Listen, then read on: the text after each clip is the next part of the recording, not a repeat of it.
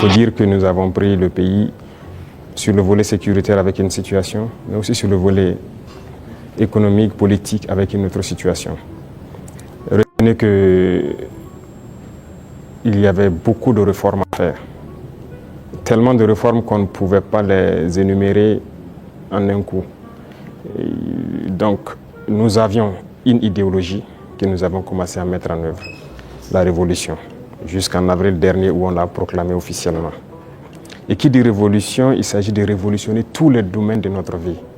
Parce qu'on ne peut pas continuer à faire la même chose qui se passait et espérer avoir un autre résultat. Si nous étions dans la continuité, je pense que c'est mieux qu'on laissait les politiciens continuer leurs choses, mais nous avons voulu rompre. Et la rupture nécessite beaucoup d'engagement. Dieu merci, le peuple a compris, les gens ont compris qu'il fallait rompre. Que ce soit en termes de comportement, de pratique, que ce soit en termes de gouvernance, que ce soit en termes d'économie, de commerce et tout ce qui va avec. Et tous les jours, je peux vous dire qu'on continue de découvrir. Parce que le système qui était en place, et moi j'aime caricaturer pour dire que c'est comme un gros nœud que nous avons trouvé. Quand vous défaites un autre apparaît. Quand vous défaites un autre apparaît. Donc il y avait beaucoup de maux dans notre société que nous sommes actuellement en train de résoudre. Et Dieu merci, je peux dire que plusieurs choses ont été lancées. Et le bilan, pour moi en tout cas, c'est satisfaisant, même si je pense qu'on peut faire encore plus d'efforts. Voilà. Et si vous souhaitez, domaine par domaine, vous pourrez me poser des questions, parce qu'il y a beaucoup de choses qui ont été entamées. Excellence, la révolution populaire progressiste, il y a eu des explications certes, mais des Burkinabés veulent davantage comprendre quel est le contenu de cette révolution. Le contenu exact, comme je l'ai dit une fois, je ne le dirai pas. Si vous permettez à tout le monde de connaître les détails de ce que vous voulez faire, on peut anticiper sur votre action. Mais nous avons dépeint voilà, les gros points pour que les gens puissent comprendre où nous allons.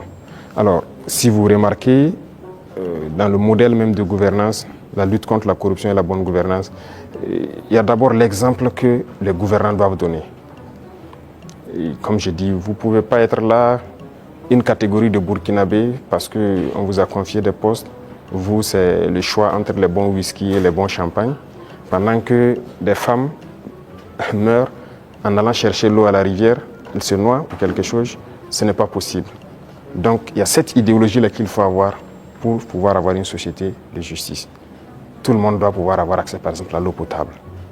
Vous ne pouvez pas, vous, manger comme vous voulez, faire le choix des repas et jeter ce que vous voulez à la poubelle, pendant que d'autres ne peuvent pas avoir un seul repas. C'est ce qui nous a amené à lancer des initiatives dans l'agriculture, par exemple. Parce que notre population est en majorité agricole. Mais pendant longtemps, on se rend compte qu'ils sont délaissés. Ce n'est pas nos terres qui sont pauvres, ce n'est pas qu'ils n'ont pas la capacité de travailler. Mais il fallait leur donner aussi ce souffle-là, ce qui nous a amené à créer des initiatives. Aujourd'hui, je pense que le plus important pour moi, lorsque vous rentrez dans les campagnes et que vous posez des questions aux cultivateurs, ils peuvent vous dire que franchement, voilà, ils se sentent bien maintenant.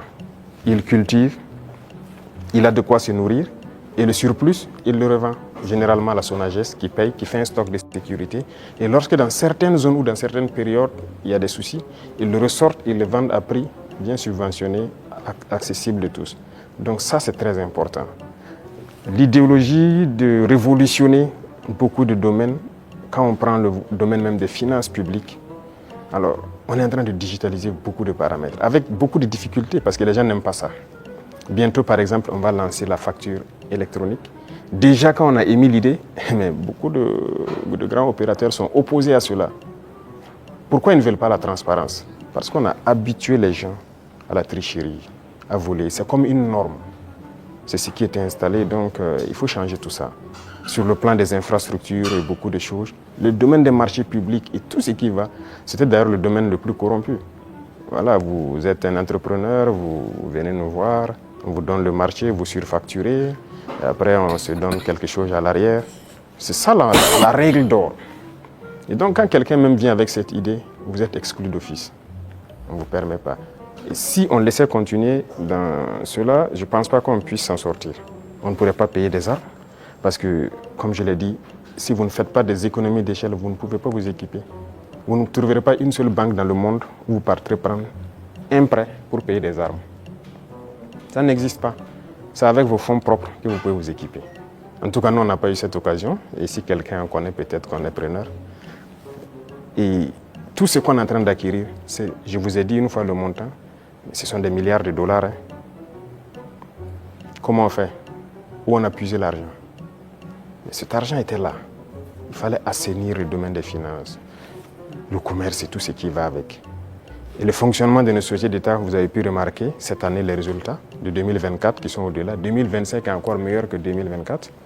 Je prends le domaine des hydrocarbures où dès 2023, nous avons fait d'énormes progrès. Avant, c'était des subventions de l'État. Ça veut dire qu'on collectait encore des impôts pour subventionner la société, pour payer le surplus, le manque à gagner et tout ça. Mais maintenant, la société n'est plus dans cette situation. On a épongé toutes les dettes de la société et elle commence à faire des marches. Mais c'est parce qu'il y avait la corruption dans le milieu. Donc il y a tellement de situations, je ne peux pas tout citer. Et donc il faut révolutionner ce domaine aussi par la digitalisation et tout ce qui va avec. L'administration en gros, tout est en train d'être digitalisé pour que les gens n'aient plus accès à l'argent liquide qui circule et que les choses soient transparentes. Vous qui demandez le service, vous savez à quoi ça correspond et vous savez où votre argent part. Les infrastructures, vous êtes témoins aussi, qui sont vraiment un problème crucial. On est en train de révolutionner tout. Donc c'est l'esprit comme ça, de changer de paradigme, faire ce qu'on n'avait pas l'habitude de faire. Donc comprenez ça par cette phrase. Excellence, Monsieur le Président, on est entré dans la révolution progressiste et on y va. Mais il y a cette tranche de la population, le politique, qui œuvrait avant. Quelle peut être la place donc de ce politique actuellement dans cette révolution?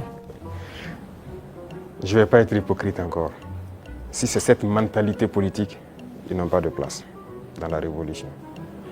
C'est opposé. Regardez comment le Burkinabé était.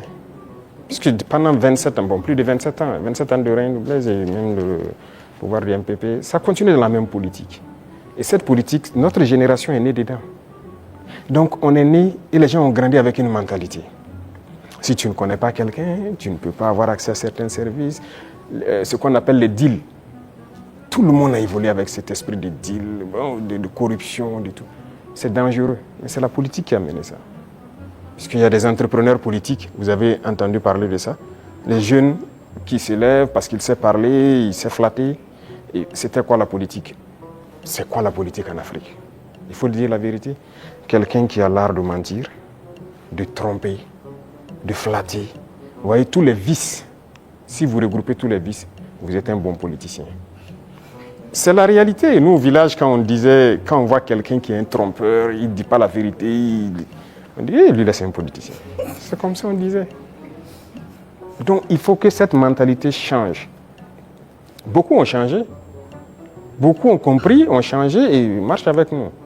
Maintenant, ceux qui veulent rester dans leur radicalisme politique ancienne, là, ils n'ont pas de place. Ça, on ne va pas se mentir. Sinon, qui ne faisait pas la politique au Burkina? Mais c'est le même peuple. C'est parce qu'on a parlé, ils ont compris, et par les actions, ils voient, ils ont compris, que les gens commencent à changer de mentalité. Et nous voulons changer définitivement les mentalités pour que personne ne pense qu'il faut d'abord appartenir à tel parti pour bénéficier d'une route, il faut appartenir à tel parti pour avoir un fourrage. Non. Tout le monde au Burkina doit bénéficier des bienfaits de la nature du Burkina et du travail du gouvernement. Donc la politique, moi je disais que la manière de la faire, ça divise. Et ça donne des avantages particuliers à un groupe et l'autre groupe n'a pas d'avantage. Donc non, il faut qu'on arrête ça. Donc beaucoup ont changé, il y en a qui sont dans des postes de responsabilité. On nous interpelle même que non, lui là il a milité dans tel parti. Je dis aux gens non, on n'est pas là pour diviser, on est là pour unir. Tant que la personne a compris et veut faire le travail comme on le veut, on le met. Comme il y en a aussi qu'on a responsabilisé à des postes, et 2 mois, 3 mois, vous avez vu qu'on les a cherchés. Parce que s'il vient et qu'il continue de vouloir faire la même chose qu'il faisait, on va te chercher et on va te punir. Donc c'est un changement de mentalité que nous voulons. Tous ceux qui changeront de mentalité sont les bienvenus dans le bateau. Mais si vous voulez continuer à fonctionner comme la politique ancienne, vous n'avez pas de place dans la révolution.